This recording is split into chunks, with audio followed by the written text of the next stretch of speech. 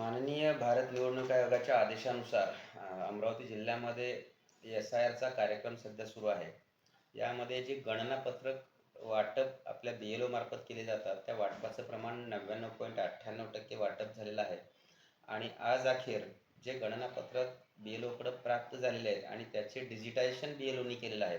तर डिजिटायझेशनचं जिल्ह्याचं प्रमाण आज रोजी 85.76% आहे. म्हणजे एकूण 25,45,677 एवढ्या मतदारापैकी जवळपास 21,83,273 एवढ्या मतदारांचं गणनापत्रकाचं डिजिटेशनचं काम आपल्याकडं पूर्ण झालेलं आहे. शिवाय त्यापैकी काही अनकलेक्टेबल फॉर्म म्हणजे जे मतदारांकडून परत नाही येऊ शकले भरून, तर अशा ज्या फॉर्मची संख्या आहे ती 3,30,675 आहे आणि याचं प्रमाण आहे ते 12.99% एवढं अनकलेक्टेबल.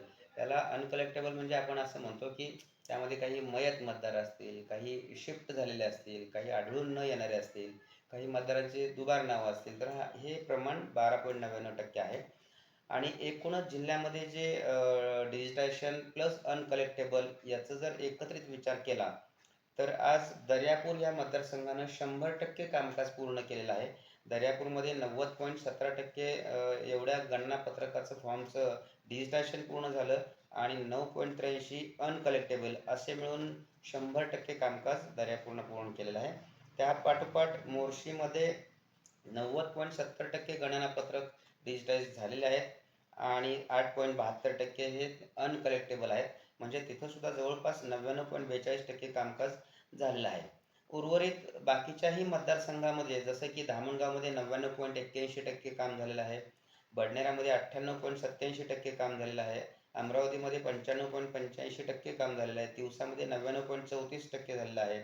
मेळघाट 98.39 आहे आणि अचलपूरमध्ये 99.04% म्हणजे जवळपास जिल्हा 98.75% एवढं कामकाज पूर्ण झालेलं आहे. तर या बाबतीत मतदारसंघनिहाय जे काही अनकलेक्टेबल फॉर्म आहेत की ज्याला आपण जमा होऊ न शकणारे फॉर्म असे म्हणतो, तर त्या फॉर्मची सगळी याद्या आम्ही डाउनलोड करून घेतलेल्या आहेत आज आणि ह्या याद्या आम्ही जिल्हाधिकारी कार्यालयाची जी अधिकृत वेबसाईट आहे त्या वेबसाईटवरती सुद्धा आज आम्ही पब्लिश करत आहोत. त्या वेबसाईटवरती नागरिकांना त्या याद्या पाहण्यासाठी सुद्धा उपलब्ध असतील. प्रत्येकाने ह्या याद्या पाहाव्या.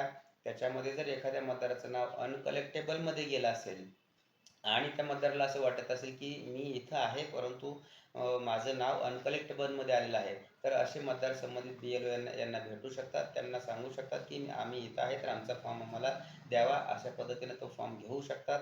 पुन्हा तो फॉर्म भरता येऊ शकतो आणि पुन्हा हे डिजिटायझेशनमध्ये त्याचं नाव जाऊ शकतं. म्हणजे जेणेकरून जेवढ्या मतदारांचं डिजिटायझेशन होईल तेवढ्या सगळ्या मतदारांची नावं हे 17 ऑगस्ट रोजी जे काही आपली अंतिम मुदत आहे डिजिटायझेशनची ती संपेल आणि 24 ऑगस्ट रोजी प्रारूप मतदार यादी प्रसिद्ध होईल. प्रारूप मतदार यादीमध्ये नाव येण्याकरिता डिजिटायझेशन होणं गरजेचं आहे, म्हणजे गणनापत्रक भरणं गरजेचं आहे. त्यामुळं अशा मतदारांना आम्ही आवाहन करत आहोत की या वेबसाईटच्या याद्या बघून अजूनही जर कोणाचं गणनापत्रक भरून द्यायचं बाकी असेल तर त्यांनी आपल्या संबंधित BLOकडं गणनापत्रक भरून द्यावं, जेणेकरून 24 ऑगस्ट रोजी